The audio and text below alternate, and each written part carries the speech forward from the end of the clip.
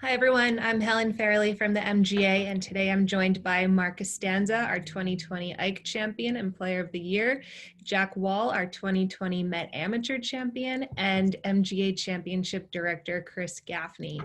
As a new season is beginning, we wanted to use this opportunity to check in with both of you about your upcoming schedules, talk a little bit about your local golf plans for this summer and a new season, and just catch up after a long winter. We're all ready to get back on the golf course and get going with some championships.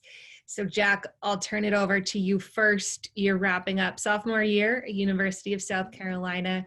How is your spring season going, and when can we expect to see you back up north for the summer? Yeah, the spring has been up and down for sure, but always good to just be playing golf. And we've had some good finishes as a team, and we're looking forward to obviously the continuing our postseason at NCAA regionals in a few days here, and hopefully going forward to NCAA's out at Greyhawk in Scottsdale. So very excited for us going forward, and hopefully I'm back here early June for the summer schedule. That's great. And Jack, what's your summer schedule looking like? And is there any like real standout you're looking forward to this year? Yeah, kind of just all over the place. A few amateur events like the Northeast Am and the Monroe Invitational, and then all the MGA events, of course, and planning on playing the Ike and the Met Am, and actually lucky enough this year to be able to play in the Met Open, I think. So really excited for all those, but really I think I'm most excited for the Ike, just being played at the Bridge, and I don't know, just really excited for that one. We're definitely same on the staff side. Yeah, we're all excited for the Bridge. I'll echo what Chris said, and I'll ask him for a little bit of a preview in a couple minutes. But speaking of the Ike, Mark, over to you. You had a really impressive win at the Ike last season, but your 2021 season's already off to a hot start. You shot 65 and were co-medalist at Greenbrook for U.S. Open local qualifying. So again, you're clearly off and running. What is the season looking like for you from here? Yeah, so season probably looks a little bit different this year than it did last year, due to the fact that I don't have to play in as many qualifiers, which is awesome. So that's nice on the schedule. But yeah, I had an opportunity to play a little bit earlier this year in some national events, the Terracotta and the Azalea. Also the Orlando Amateur that Mr. Wall took home, which was very impressive, by the way. Didn't really see those scores out there, so that was great playing. But yeah, this year, really looking forward to all the MGA events, the MGA majors. I mean, you guys do a great job with getting some great courses all the time, but you know, this year you got some of my favorite courses in Plainfield and Hudson National, and I've never played the Bridge, but I've heard nothing but good things. So like everybody else, super psyched for that one. Speaking of that terrific lineup and the Bridge, a new one on the MGA schedule, I'm going to turn it over to Chris while he's joining us today for a quick preview of this MGA major lineup, because it's already May, but we're off and running and ready to go. Yeah, and you guys covered it already, but I think very, very excited on the staff side to be at some of these places this year. And for us, we're kicking off the major championship season at the Bridge, first major event we've hosted here. So very excited to get out there for an event of this caliber. Bridge is a really special place, a modern golf course, exceptional conditioning.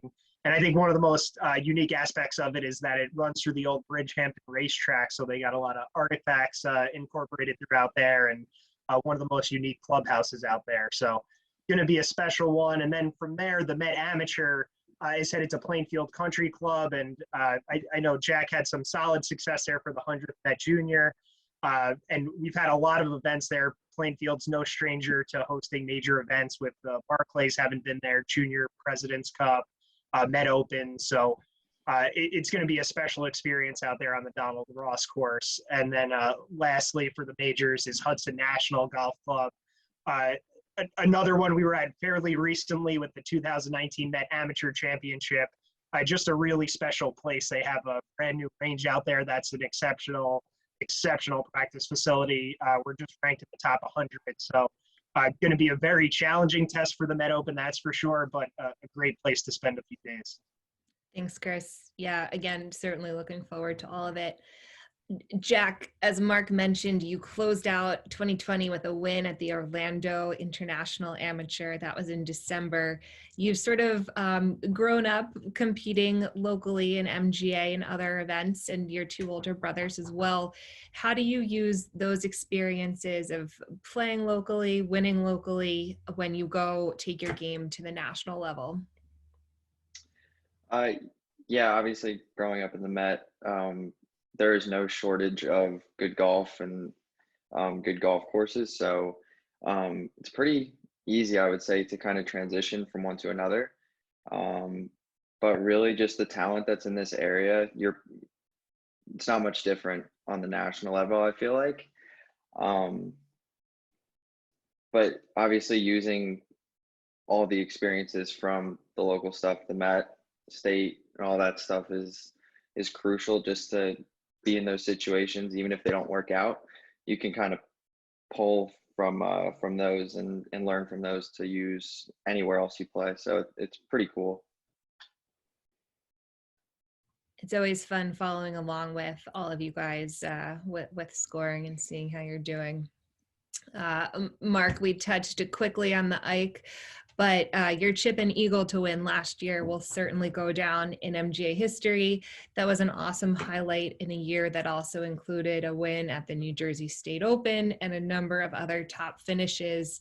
Almost a year removed now, when you look back on 2020, what do you take away from those experiences in that season? Yeah, I mean, it was just it was an incredible year and a great stretch of golf. I mean, with everything going on, I tell people all the time that, it's a year that everybody probably wants to forget in a lot of ways. And, for me, it'll surely be one that I'll never forget. And yeah, the chip in at the Ike, I mean, was just one of those moments that I really haven't had in golf, and it's something that even if you win golf tournaments or if you've had success, you might not come across an opportunity or a moment like that. And I just feel super grateful that I was able to make that chip and to get it on video, which was awesome that you guys were able to have that. And I can at least have that to cherish for years to come. We were certainly standing in the right place at the right time after that. Right. Hey, Mark, you mentioned your schedule looking different this summer. I think one noticeable thing was seeing you playing in a lot of events during the off season. It seemed very active. So how did you spend the winter, and is there any specific part of the game that you're working on? Yeah, like I mentioned, I was able to play in those 3 events that I traveled to, which was a thrill. Those were events that I've always wanted to play in, I always heard about, but was able to get the invites this year, and that was fun. I usually go down to Florida in the wintertime. This year, I didn't go down as much. I started a new job and also moved from Jersey City to Morristown. So doing couple of those things, but was able to play in those events, and it was fun. But yeah, really just sort of looking forward to this year, and you can't miss the MGA events at any year, but for sure this year, just given where they're at, really looking forward to that. That's what we want to hear. Absolutely. Jack, you have been at school all year, a busy golf team schedule. Is it a transition at all when you come home from school, and any difference in how you approach your college events versus then competing in some other local events? I know it's probably not as fun of a scene as the college scene when you're at home, but anything else when it comes to your golf game? Honestly, it is very different. I don't think I prepare any different or much different, but I feel like the vibe is definitely a little different. Obviously, being in the SEC, a lot of Southern talent. Being from the North, it's definitely a little different. But I think it's definitely more a relaxed vibe. Coming back here, playing in the MGA stuff, it's so much fun, and it's honestly the best experiences I've ever had on a golf course and at golf events in general. It's definitely a little different though, compared to the college golf scene, which is just constantly a grind, and you're kind of just working all the time, whether it's, going to class or being out on the practice facility with your teammates and doing all sorts of drills. And whereas the summer, you're just kind of on your own, enjoying life, kind of on the putting green or on the range or on the course with some buddies and kind of relaxing, having fun. So it's just two totally different vibes, and I like both, so I can't really complain. When you are at school, and obviously the spring season is in almost over, but what is an average week like in terms of traveling? How much is your team on the road? When we're at school, it's pretty mellow and relaxed. I mean, we practice Monday, Wednesdays just in the morning, and we'll get a workout in, and we'll try to play at least Tuesday, Thursday every week, which we'll try and get some local courses, which is great. And occasionally, we'll be lucky enough to go play a golf course like Secession or Sage Valley, which is a treat.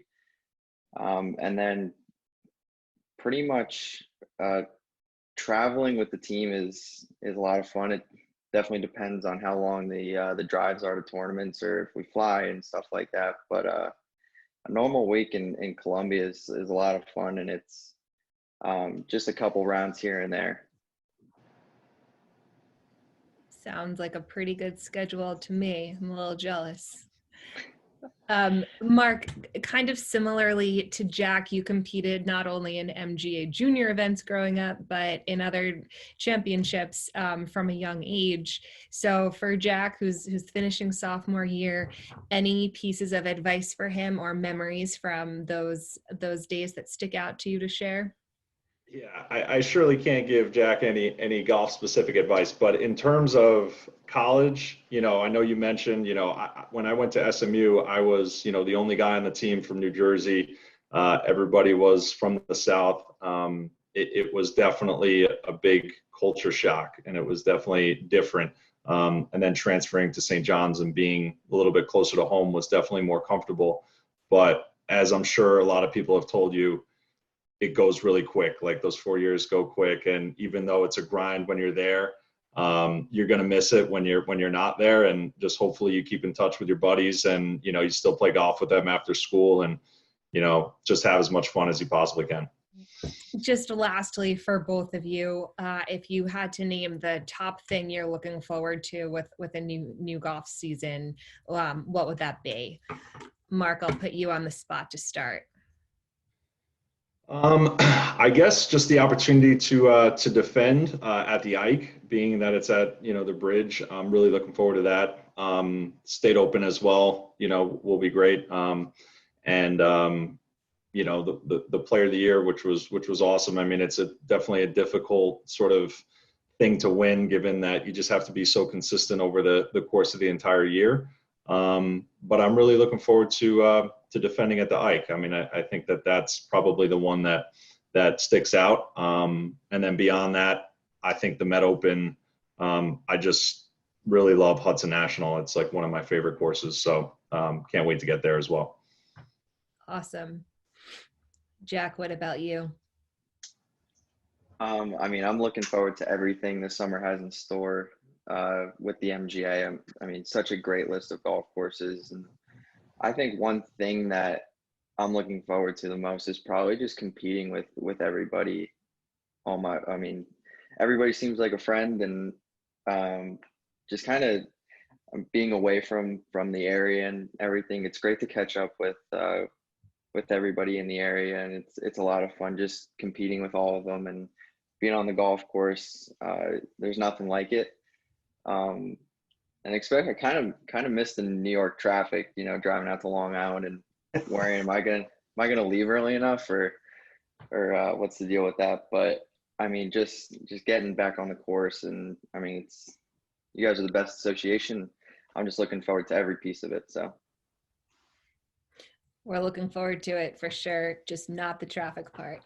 Yeah, you might be the only person I've heard that said that. Don't be late to I the mean, bridge, right? you got it. I mean, I'll leave the night before. I'll make sure I'm there. I'll sleep in the parking lot if that's all right with them. Chris, before we wrap it up, any last thoughts on the season and seeing these guys back on the course soon?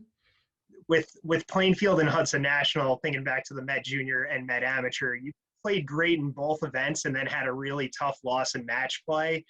Coming into this year, are you excited to get back to those places and kind of avenge those defeats? Because you had played really well. I was with you for a lot of those matches, and I think both ended in a pretty tough losses. Yeah, absolutely. Kind of get a little revenge on those two courses, and I mean, both are fantastic golf courses, and I really enjoyed playing both, and I'm really looking forward to getting back out there. And I think the match against Chris at Hudson National is one I'll never forget. Unfortunately, wish I could, but that's what happens. But I don't know. It's going to be a lot of fun to play those courses again and try to just get the better of them this time. All right, guys, thank you again for taking the time today. As we've said, really happy that a new season is here and to see both of you back on the golf course pretty soon. So we will see you there. Perfect. Thank you so much.